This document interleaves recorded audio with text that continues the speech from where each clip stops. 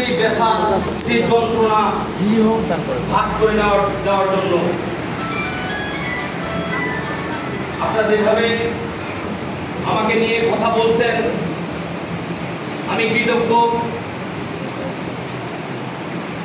আমাকে সম্মানিত করার জন্য আমি আপনাদেরকে অসংখ্য ধন্যবাদ জ্ঞাপন করি। আমি একটা ক্ষুদ্র মানুষ,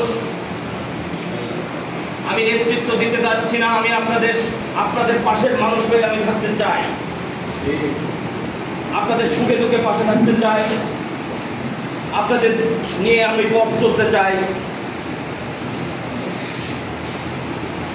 আমার প্রিয় নেতা শহীদ সানাউল্লাহ নূর বাবুর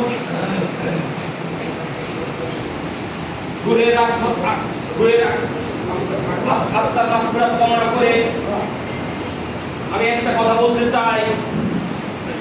আমি সানাউল্লাহ নূর বাবুর একজন সদস্য, সহযোদ্ধা। সে আমাকে ছাত্র রাজনীতি কিভাবে করতে হয় ওটা আমাকে শিখিয়ে দিয়েছিল। এই রাজনীতি তার ধারাবাহিকতায় আমি সানাউল্লাহ নূর বাবুর ধারাবাহিকতায় আমি আজকে রাজনীতি করতেছি। প্রতিটি মানুষের সুখে দুঃখে পাশে থাকতে চাই।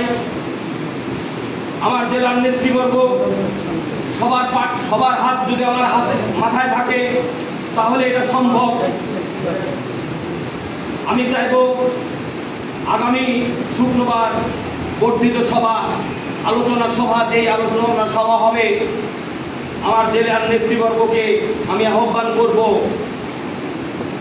আপনি এই গোটাপনপাড়া পৌরসভার 11টি ওয়ার্ড, 12টা ওয়ার্ডকে ওয়ার্ডের এখানে যারা নেতৃবর্গ আসছে বিগত ফেজিস সরকারের আমলে যেই অত্যাচারের নিপীড়নের মাধ্যমে দলকে ছেড়ে যায় নাই, দলের নেতাকে ছেড়ে যায় নাই, সেই নেতা সেই কথাগুলো আক্ষেপগুলো আপনার কাছে করছে।